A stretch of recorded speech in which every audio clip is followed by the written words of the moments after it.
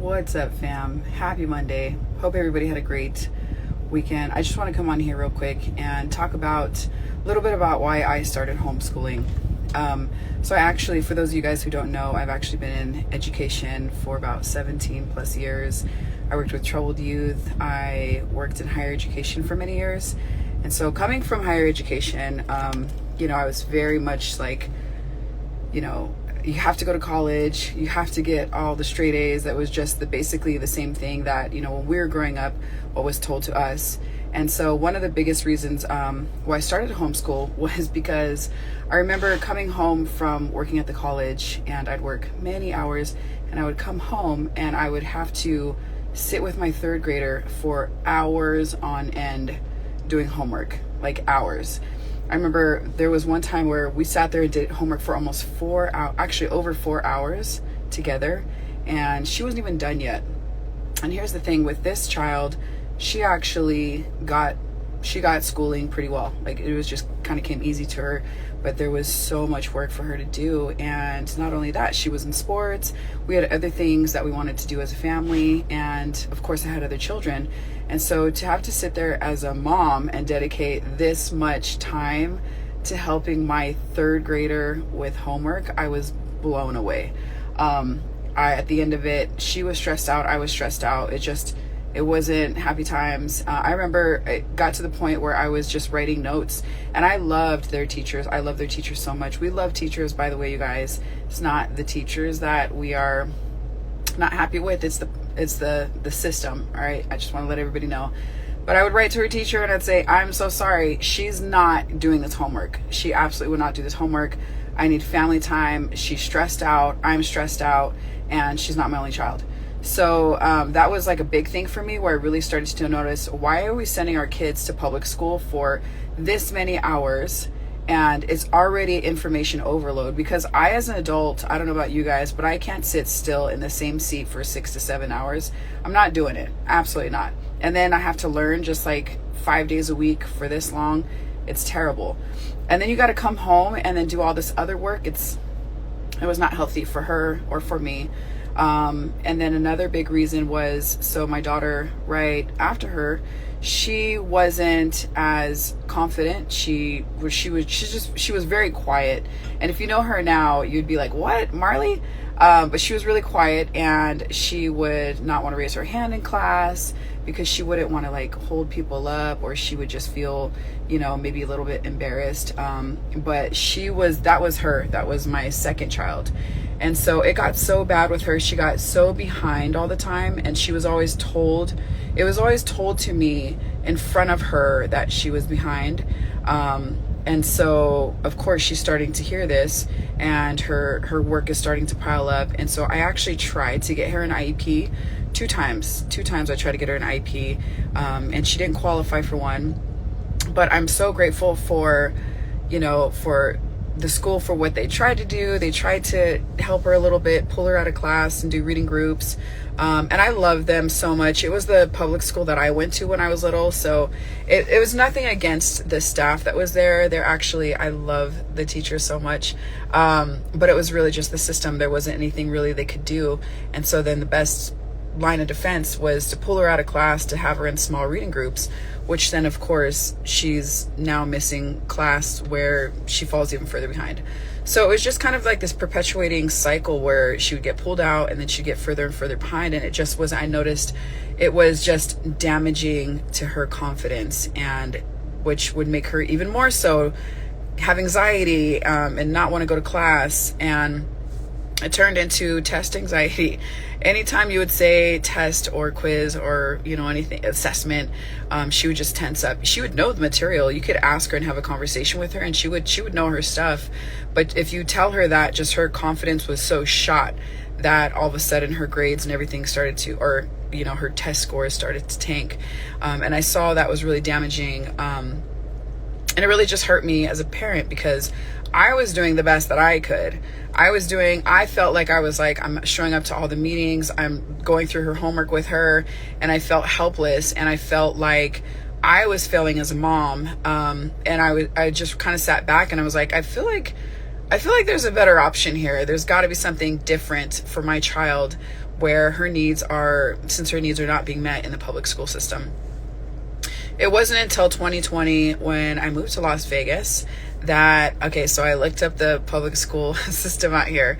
I don't know if you guys are aware, but Clark County Nevada was ranked we were dead last in the country. Okay, maybe not dead, right around there, but it was really bad. And so then I was like, hey, you guys aren't going to public school out there. I'm just going to go ahead and homeschool you.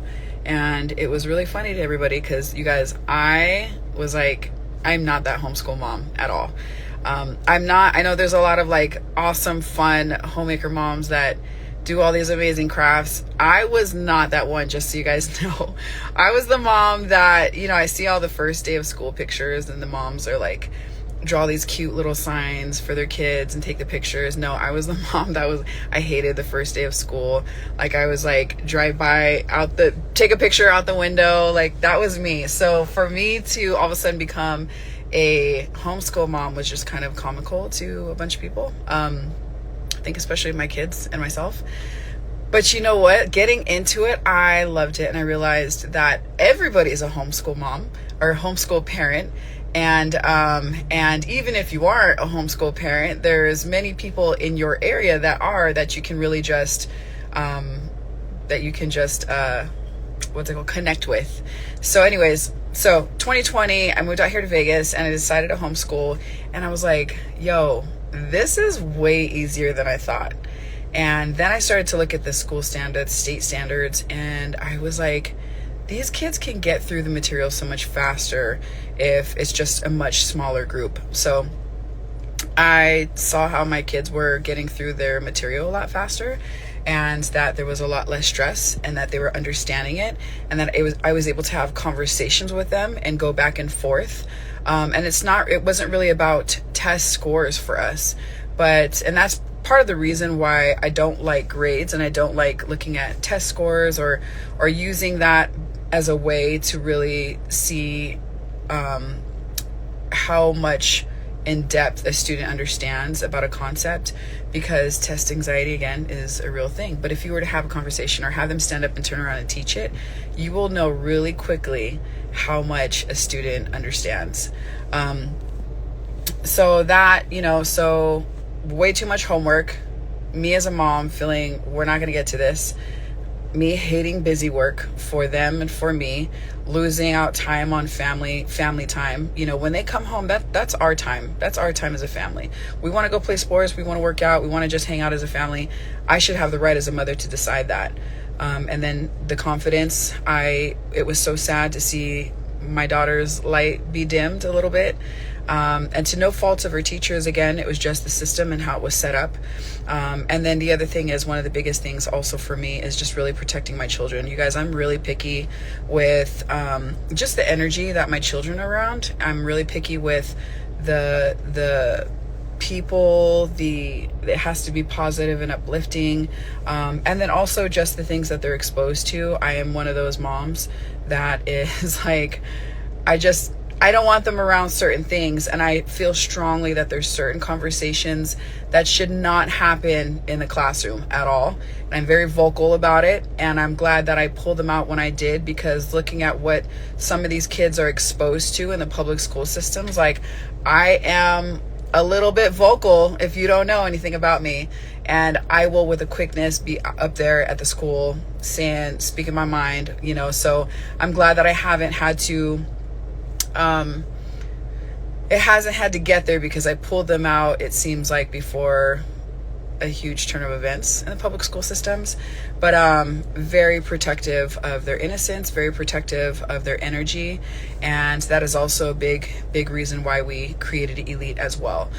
We are big time parent advocates because of all the things that I mentioned, and educators, and yes, we've we've been there, done that in different realms of education, but also at the end of the day, we're parents first and foremost. And that's why it's so important for us to talk to these parents, talk to all of our parents, and find out, what's working, what's not working, how can we better assist you. And sometimes it looks different from one child to the next. I absolutely love when I get the chance to speak to our parents on the phone and hear all about the students. We have a couple tours here in Las Vegas this week, meeting a family today, tomorrow, and Wednesday. And I love to be able to connect and find out more about what makes them unique and special, and what do their kids like to do, because I feel like when you have a smaller group of kids that you can just love on, they're all individuals, and you don't have to just have the same messaging for them to them each.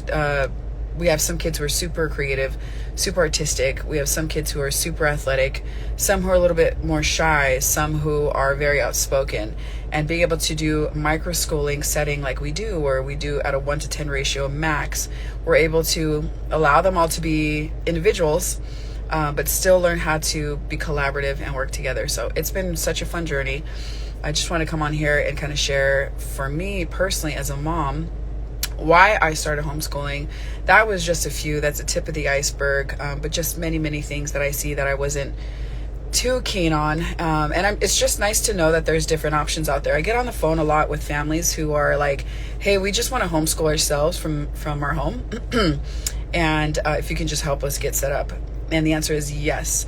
Our main mission, you guys, is to really just help parents find the best situation for them. And it might even be you're just homeschooling out of your home, or we might be connecting you with a co-op in your area.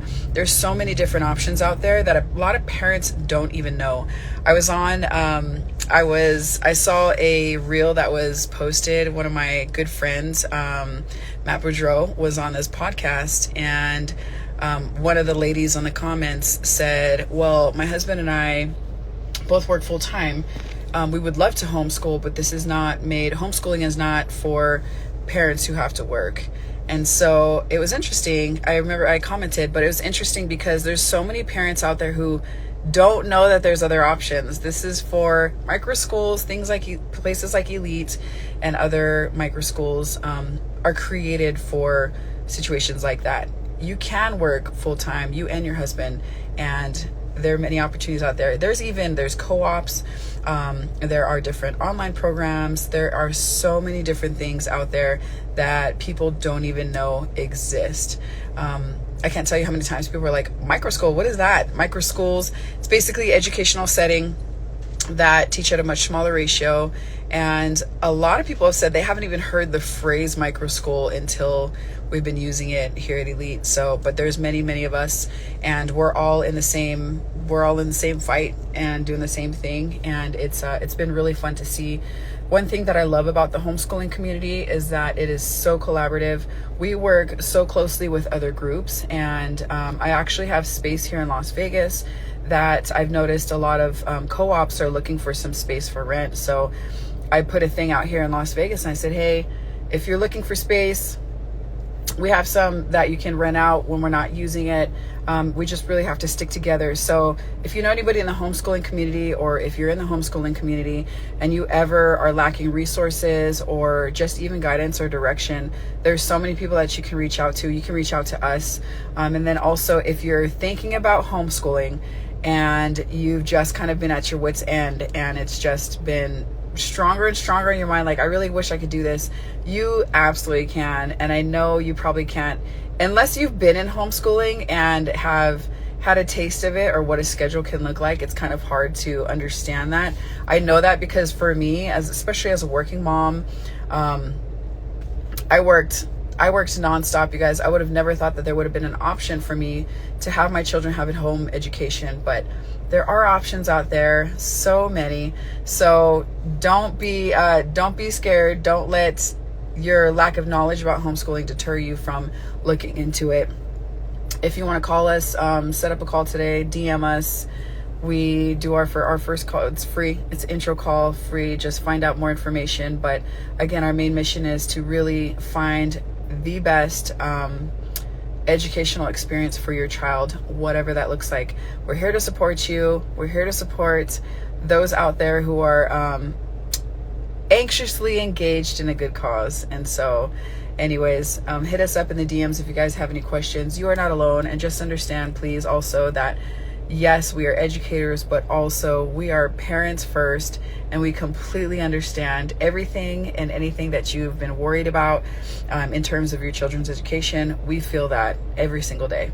All right, hope you guys have the best Monday, and we'll see you soon.